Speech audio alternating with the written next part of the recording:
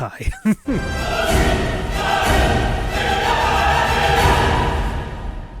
Hello, everybody. Welcome to another episode of R-Rated, where today we're looking at the second episode of the MCU series Moon Knight, Summon the Suit. The first episode was kind of all about setting the ground rules for the show, giving us a vague idea as to who some of these characters are. And this second episode, which entirely takes place just in the single day after the first episode, kind of firms that up a bit. We actually get a lot more depth to basically all of the characters that we've seen so far, and a bit more of the motivations and the directions that they're kind of moving in over the course of this show. I have fewer broad topics to talk about in this one, but I feel like we can go into a little bit more depth with it this time. We'll see how it all kind of shakes out. I'm kind of on I don't know how I feel about the show in general so far. This is one that, at least so far, I feel like might have made for a better movie than a series. Because right now, so far, this in the first episode, I really wish were just kind of put together, even super long as they'd be, but also the pace has been very deliberate and slow in spots, and it's like, maybe this would have just made a better movie instead of having it be 6 40-minute episodes stretched out that way. Maybe we bring it down into like a 2.5 hour kind of thing and cut and trim some of the fat, Like I said before, the biggest thing that this episode really does is it gives us a clearer idea of where each of our main characters stand in opposition to each other about whatever is kind of going on here.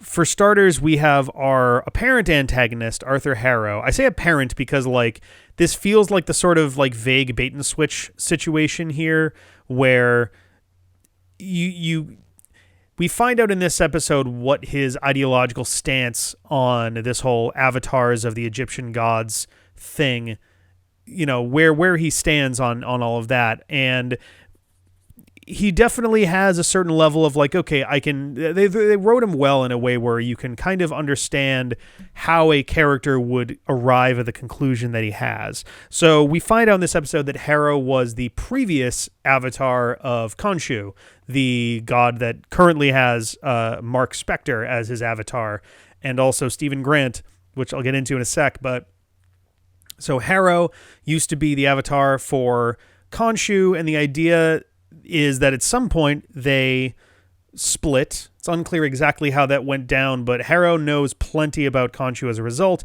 to the point where he can even essentially predict the things that Khonshu is saying to Stephen Grant when they meet later on in the episode, because he's had those same words said to him so many times. It's also a pretty good idea of why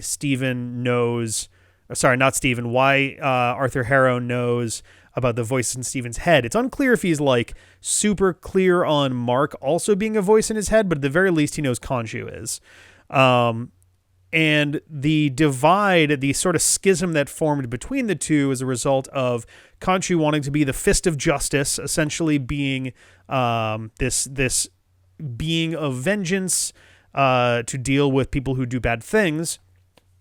Whereas Harrow, it seems kind of got sort of worn down by however long his service was. We don't actually know how long his service was to Khonshu, but essentially he started to feel waiting for a bad person to do a bad thing meant you still had to let the bad thing happen. And instead bailed on Khonshu for Amit,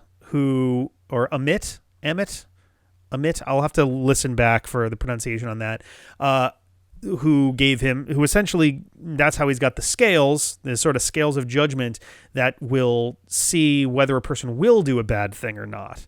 And he prefers that, method, instead of waiting for a bad thing to happen. And this forms kind of an interesting dichotomy, I guess, between Harrow and at least Stephen Grant. The implication is that Mark feels sort of similar. It's unclear. Mark Spector is the current avatar of Khonshu, but he wants out. It's pretty clear that he's done with doing this, though we don't have the best idea as to why. apparently he was, Khonshu describes him as having been barely a corpse when he found him. So I guess the idea is that Mark did something, possibly even to Arthur Harrow, that, Khonshu had to bring him back essentially to have him be his avatar. And maybe I was theorizing for a while that maybe that's why, he is showing up as like a personality in Steven's brain, except... So Layla shows up in this episode, and she actually turns out to be Mark's wife. She recognizes him immediately. So, unless there's some really wild stuff going on, my best guess here is that Marc Spector is the actual person, and Stephen Grant is a burgeoning personality from within him, possibly one that was created when Mark died. And maybe it's some portion of his mind that is essentially trying to do whatever the opposite of what Mark does for the sake of protecting himself from having to go back to that. But it also doesn't explain why, Steven would be so curious about finding out all these things. He finds a storage container that has a bunch of Mark's weapons and money and passports and things. So I'm a little unclear on how this is going to wind up working. There are some interesting bits of dialogue that we get here, though, where Steven says that he, talks to, called his mother or whatever, and Layla, still thinking that she's talking to Mark, saying oh, you're speaking again then, which is interesting because so Mark and his mom aren't speaking. Steven, I'm unclear if he's actually gotten a hold of his mother or not, because it kind of seems like the 2 times so far we've seen Steven on the phone calling his mom, that there's no one on the other end, that he's getting an answering machine. Unclear whether he's calling his actual mother, whether he's calling some dead number, or if he is calling Mark's mother and... for whatever reason, they're still not speaking. It's kind of unclear what's going on there, but that seems like that's something that's going to kind of get brought back in some meaningful way. So Mark is not a big fan of being the avatar of Khonshu anymore, and he wants out. However, he has been made aware at some point that if he is no longer the avatar of Khonshu, then Layla is going to become the next avatar instead, which Mark is reluctantly continuing to stay in the service of Khonshu to prevent from happening, which is interesting. I guess Mark and Layla had some kind of adventures, plural, in the past. She is familiar with the suit, so I guess she was kind of working alongside him while he was Moon Knight,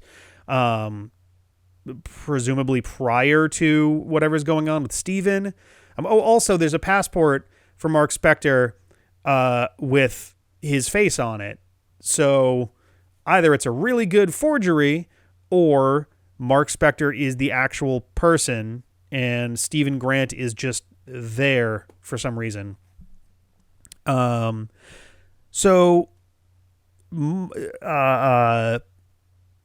Stephen, I'm getting lost in where my tangents are becoming untangents.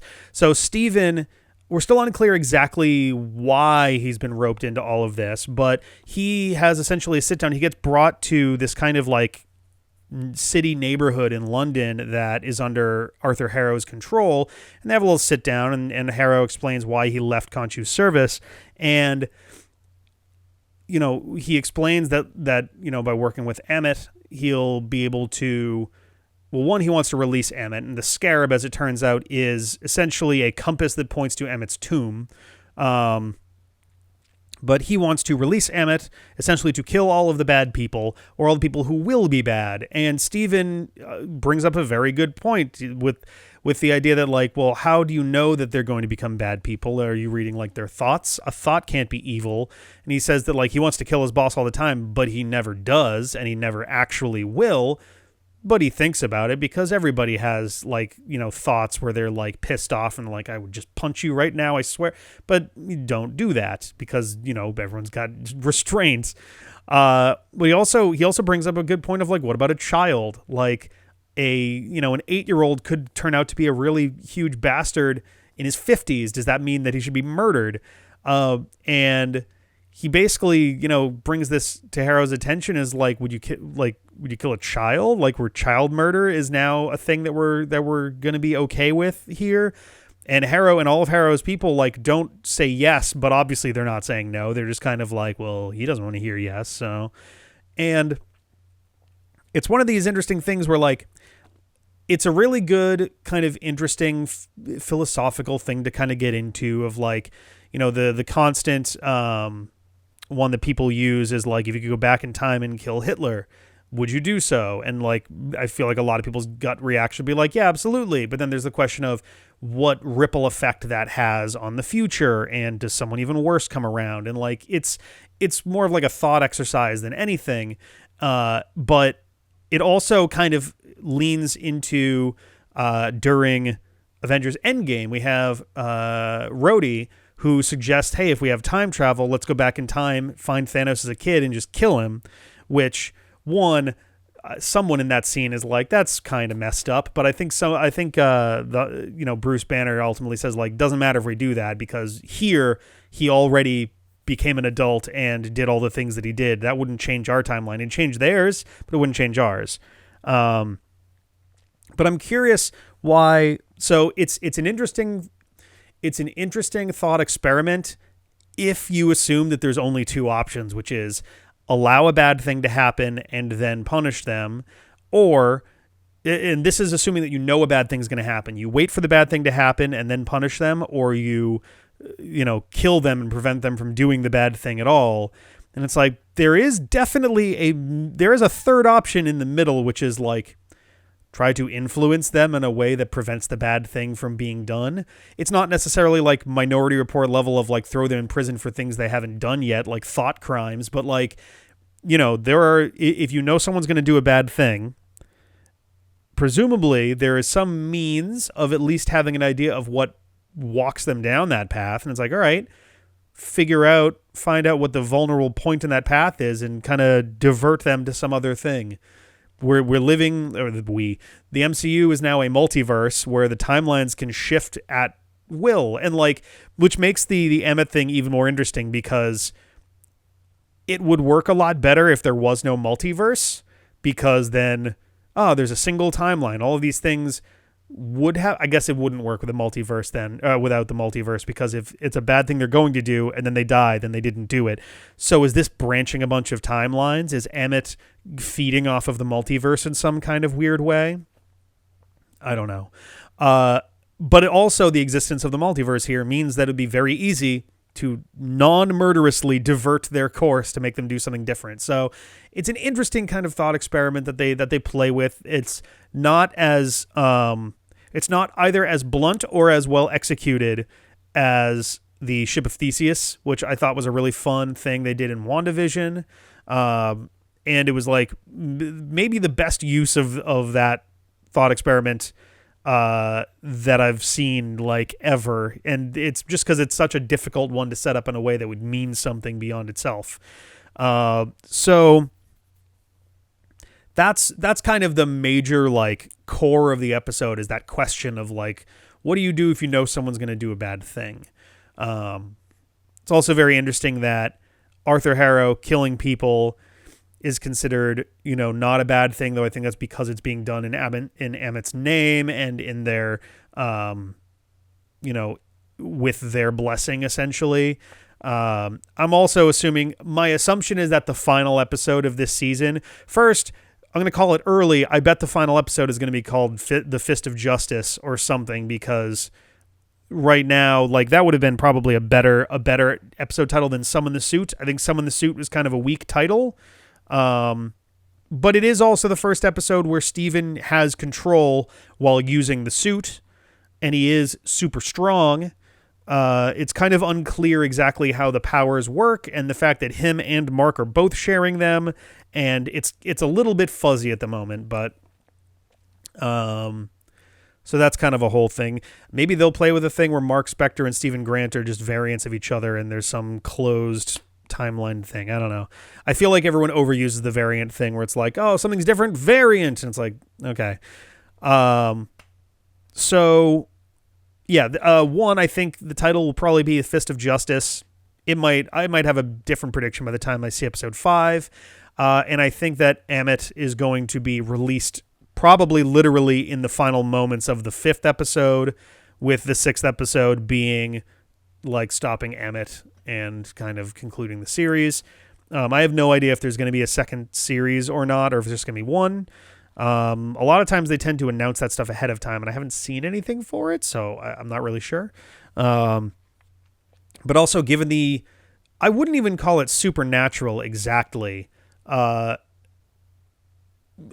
guess it'd be like mythological sort of basis for these. Like, I was going to say, it'd be interesting if Moon Knight connected with like Blade and the Black Knight and all of that stuff. But I think that they're maybe going to keep those separate. I don't know. So Layla shows up in this episode. She recognizes Mark. She is his wife. But he sent her. Oh man, they do such a weird. Mark sent her divorce papers, but he didn't sign them, which prompts her to come find him to have him sign the papers. So now him trying to protect her and push her away caused her to show up and need to be around. So that was a bad call on Mark's part. And then also she then does the same thing where Steven in Harrow's little neighborhood cult zone, Harrow asks him, hey, where's the scarab? And he says, I don't have it. And he says, well, who does? And she just shows up with the scarab, not to give it over, but to grab Steven, Mark, and leave. So it's like, why did you bring the scarab then? There was no reason to do that. And they drop it anyway. I guess they brought it just so that it could get dropped, because Harrow ends the episode with the scarab. So the very end of the episode is Mark taking control because he's fighting with another jackal, and essentially locking Steven in the reflection. Mark has complete control of the body at this point, and goes to Egypt, where I guess the remainder of the show is going to be from here. The mirrors got used some more, I think mostly well.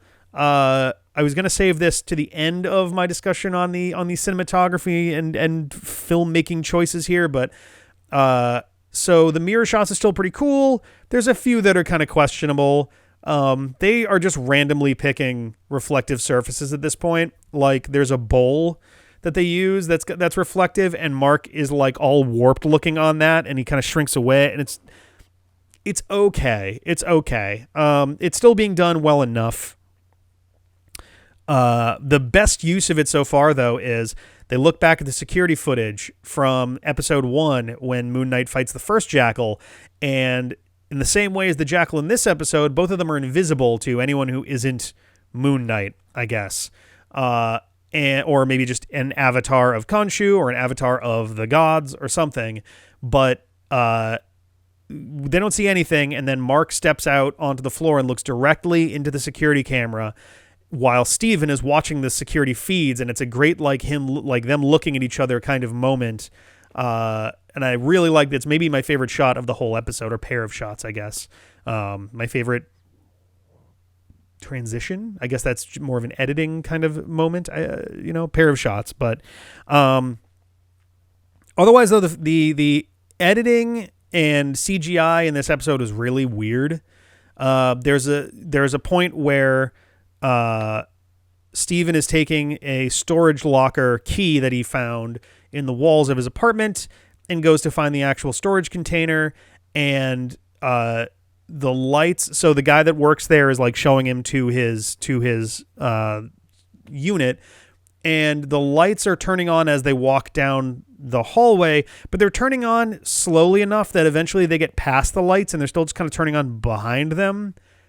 I have no idea what they were going for with that. Like, oh, they're coming up to this when it's spooky and it's dark. And it's like, yeah, but that's not how that works. I don't really know. Likewise, the CGI in general. Oh, the editing for the rest of that scene is weird too, because eventually Khonshu finds Steven and starts tracking him down, and he's walking through, and they have some good shots of him kind of appearing and disappearing. That stuff is good.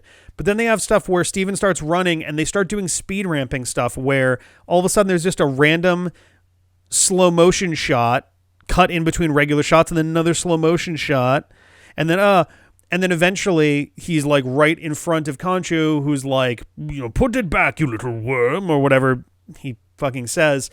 And Steven screams, but they freeze frame on him screaming and then smash cut to him outside running. And it's like, what is the editing on this? So weird. Extremely weird editing. For that scene alone, the rest of the episode, the editing seems fine, but that sequence was very bizarre. The CGI in this episode is particularly rough, in my opinion. The first episode had some rough spots, but this one is like really struggling. There's something about it. You can always kind of tell. I don't know what it is. I think it's just because when you look, like I'm watching on like an LCD monitor for this episode at least, I feel like it's easier to tell. Like there's something about the like frame rate or like the blur on it, but like him falling out of the window looked particularly rough. Elements of the suit sometimes look a little bit weird. The jackal looks a little bit rough. There's a lot of pieces that just don't quite vibe the right way. And it just kind of, I don't know, something feels off with the CGI. I don't know what it is. I don't know if it was just a little rushed or if I don't know. I'm hoping it improves. There's still some good CGI in there, but like there's some shots that are just so weird that I don't know how else to think of them, I guess. So as far as the acting in the show goes so far, I wanted to take a second on this because I think this was the first episode that really dove in on like monologues and dialogue and like really like deep, speaking parts essentially, as opposed to like, there is a big action set piece at the end, but there's a lot more like the characters confronting each other and talking about stuff. Ethan Hawke is doing, I think, a really solid job with Arthur Harrow so far.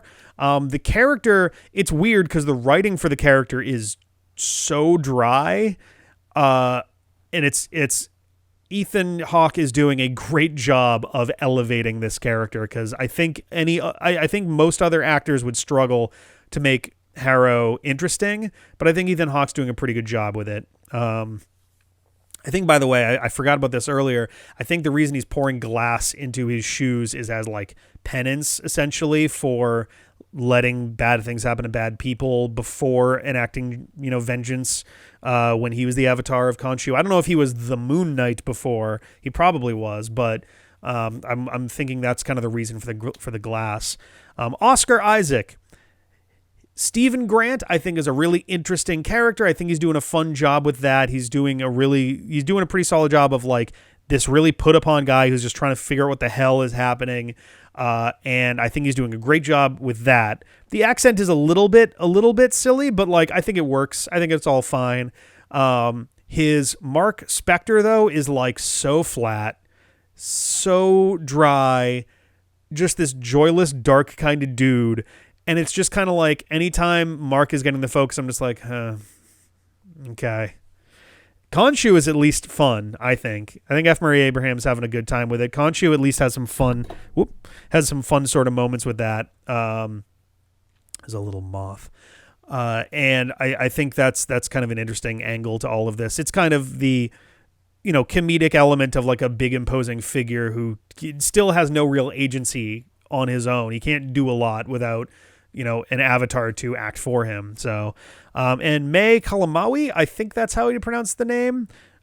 She has been doing great, I think, as Layla. I'm not familiar with her as an actor, but I think she's doing a solid job with the Layla character. I'm excited to see more of the character. I want to see her flesh things out a little bit. She's doing an interesting job as someone who straight up does not believe that Mark and Steven are two separate things going on, whatever they happen to be. But I think that she's doing a solid job. The acting, for the most part, is fine. Marc Spector is probably the weakest link so far, which is not great considering he's kind of meant to be our like protagonist. I think Stephen Grant is our main character, but I think Mark is meant to be the protagonist, if that makes sense. I think so. I'm going to wrap this up here. I think I got all my thoughts out that I wanted to. As for a rating, It's tough because there's elements that I think worked a lot better. I think the dialogue was a lot firmed up in this episode, and we started introducing more complex nuances to the characters, but also the CGI is weird. The editing was very strange. And there were some script choices, writing choices, not just dialogue, but also like the action of the piece that really confused me. Like, oh, let's bring the scarab, even though we're trying to get away with it. And let's have Mark fuck up his divorce papers, thus forcing her to be involved. I think I'm going to give, I think I'm going to give this part of me wants to give it a 5 because it's got more negatives to it, I think, than the first episode, but it does have some positives to it that are stronger than the first as well. So I think I'll give this also, you know what? No, I'm going to give it a 5. I gotta put my foot down on this. I think the effects need to improve. I think that the writing needs to be less contrived.